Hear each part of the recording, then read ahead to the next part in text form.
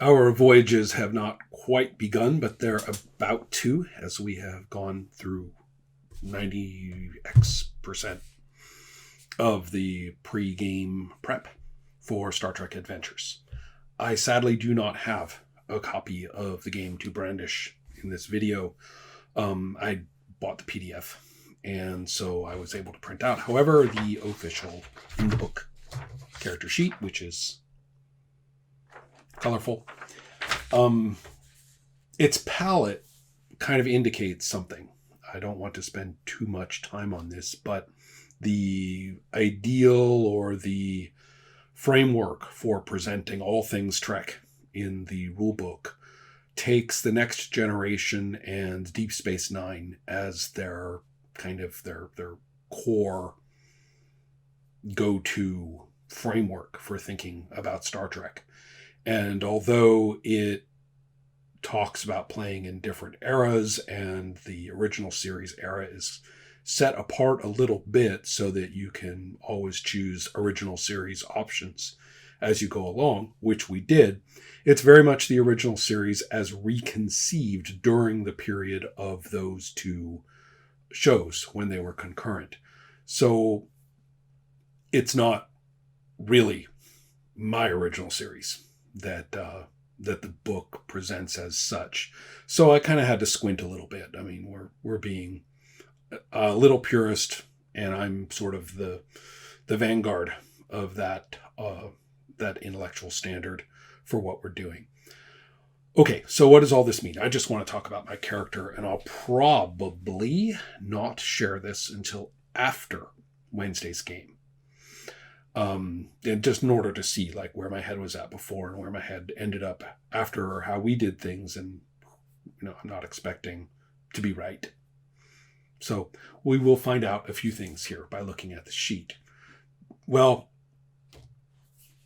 this is a weird concern to have. It's the one thing on my mind as we move in to play. The one thing, which is I look at it and I have, I suppose, what you could call, the right kind of problem to have, maybe, which is that the character is too interesting. My preference or expectation, or really a desire for purposes of this game, is to be going in with at most a solid 2 dimensions. Perhaps even less than that. Perhaps, a dimension with indicators of a second dimension for a character.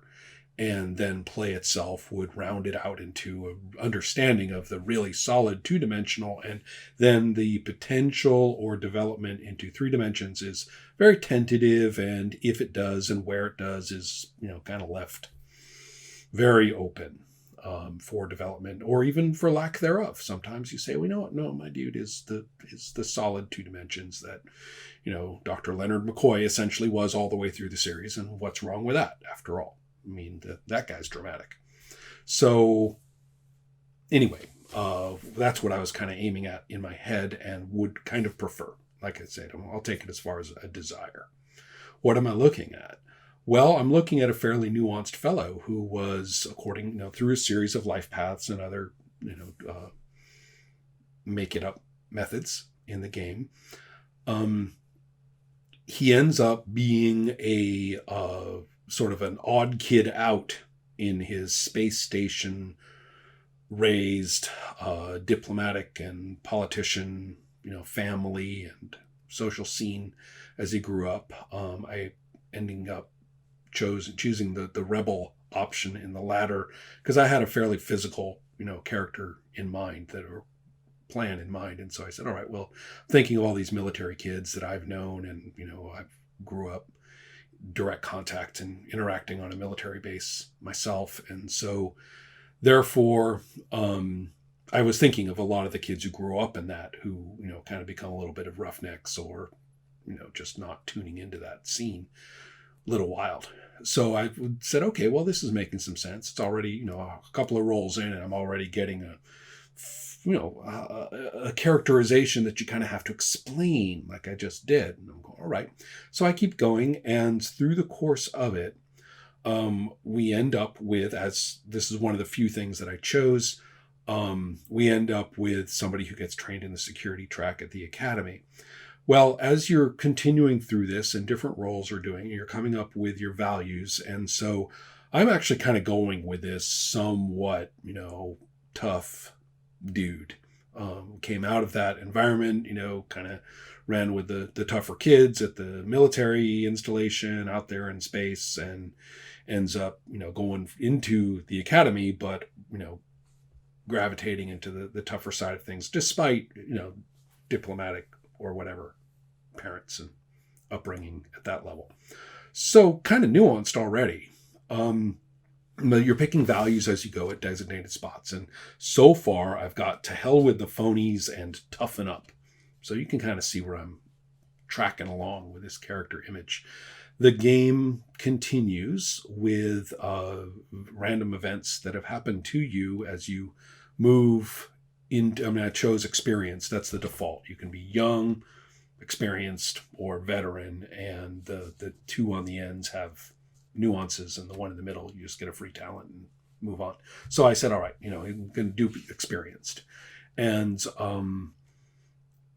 my roles were kind of interesting. First of all, the character had experience dealing with a plague, and so get some reason and some medicine, and dealt with this sickness situation, which isn't something you solve with a phaser or your fists. So I said, oh, that's a different nuance too. And I was thinking about, by the point that I'm playing this experienced officer, I better not be playing this, basically, roughneck dude. I'm supposed to be a responsible member of the crew, dramatic to be sure, but, I need to be somebody who's a solid, competent, so he can't be just this roughneck.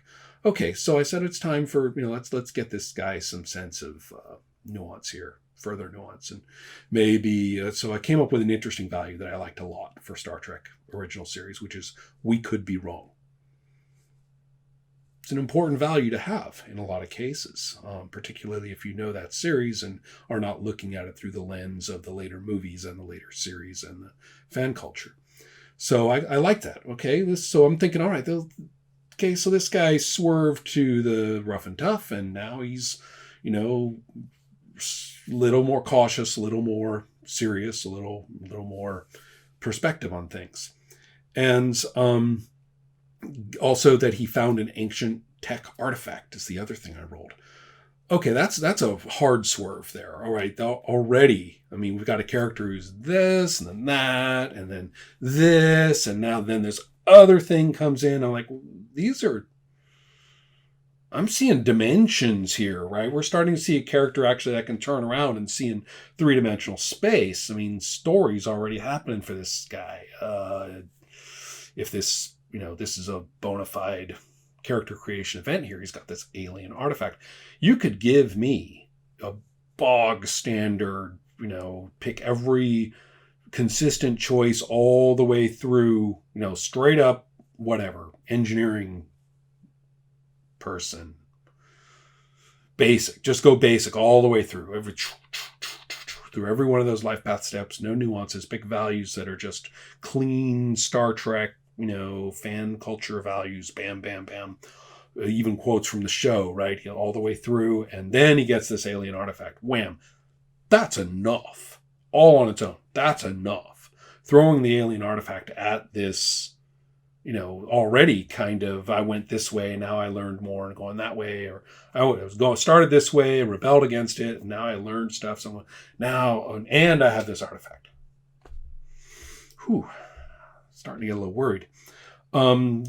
Just to let you know, those were I pick a talent at the end, and I was thinking that all these, sort of edgy, that's a value, right? Pick a value at the end, and all these edgy ones are sort of adding up. And I'm thinking, well, let's go ahead and be, real straight arrow on this final value. That's where he is now. He's resolute, ready to do the right thing. And so I said, there's no excuses, only the right thing. So this is a person who, through all of their travails or perspectives, has said, we do the right thing when we're out there in space. So I was trying to kind of get away from all of the conflicting and crisscrossing edges and stuff. Say, all right, we got to get a vector out of this somehow with all this stuff. Let's send it that way. That was sort of helpful in lots of ways. I mean, he got resolute because he's a human. I figured these are his talents. He got a mean right hook when he was in the academy. As a functioning security officer, he got one of the security ones, which is called constantly watching. So, and then finally, what was I going to pick for the last talent in those life paths? And I was thinking, oh, here's a good one. Cautious when he's which is certain mechanical effects, when he's using the discipline called command, being in charge. So he's happier being, security guy, and he can use his mean right hook and be resolute and, watch all the time and everything like that. He's good at that. But he's also, if he has to be in charge, he's cautious, potentially overly cautious. So it's a weird mix of aggression and perspective and pullback on this character. And with the alien artifact thrown in there, I've got to make the alien artifact do something that mirrors, reinforces, really underlines one of those aspects of the character. I can't have it be just another, an angle of attack on this that's independent for the character, because we're moving into 4 dimensions really fast, and that's, like I said, once the story gets going, you've added time, 4th dimension on the character. You don't want to do that before you play. The character needs to come together through interaction with other things. It can't just be a role-playing game all by itself on your sheet. So anyway, that's kind of what I'm looking at. I got to thinking, what kind of name, or look would the character have? I looked at a bunch of the old pictures of the various security guys from the original show, good old Carlisle and people like that, if anyone remembers them. Poor old Kelly, who I don't think even got a name on the show before he got waxed by a Horta. Well, anyway, we could go on. I'm just thinking now of various fates. But the look that I got and the feel that I got, and I was thinking, well, there's Chekhov, named after, famous Russian playwright. And I got to thinking, and I said, well, good enough then. Let's look at some other, Russian. I could call him Pushkin. I could call him Gogol. And let's get one that some people might recognize, Korsakov, right? Based off of the composer, Rimsky-Korsakov, who did lots of things you've listened to and is also well known for having modified Mussorgsky's Night on Bald Mountain. So, okay, that's a name I can get behind. This is Korsakov. And that's kind of my thing. He's that gives me sort of like this, brooding 19th century Russian, stare to add in, which might, aim well with some of the background. Well, so I'm trying not to have the character come to life in my head too much. I need to dial back some of this content so that it really isn't like trenchant or on the character's mind. Not have like the tale of Lieutenant Korsakov suddenly be like a fanfic novel that goes with the series. That's not really what I want. We got to see what he's like, thinking of the way the characters were introduced in their nascent states, in the beginning of the show, and grew through use as the show was made. So that's where my headspace is, looking at it. What else have we come up with? We came up with the idea of sort of a fairly tough little ship that's used in a somewhat, I want it to be kind of more, the frontier. We want to be away from, Federation reach a lot of the time. We need to go on missions or do things where the Federation is like, gee, I wonder what it's going to be like when they get back. I wonder what they'll find. Or situations which are complex enough where, we have to make decisions and we can't just go and like look it up in the manual or, give a call to Starfleet and see what they say.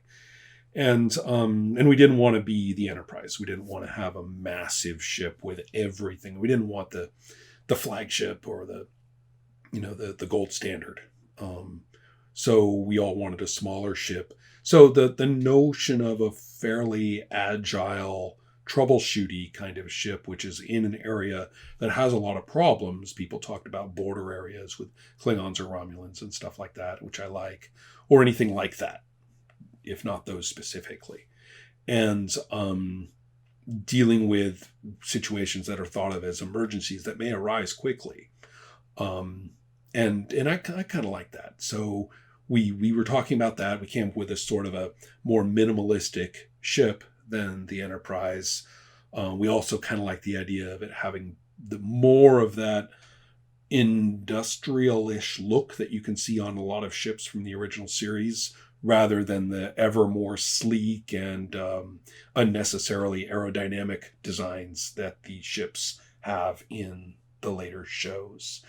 So we don't want it to be like this old rust bucket that we're always complaining about, this whole piece of crap ship, or something, some stereotype like that. But it definitely has that, first out there in space and did its job kind of look to it that again, a lot of the ships on that show had.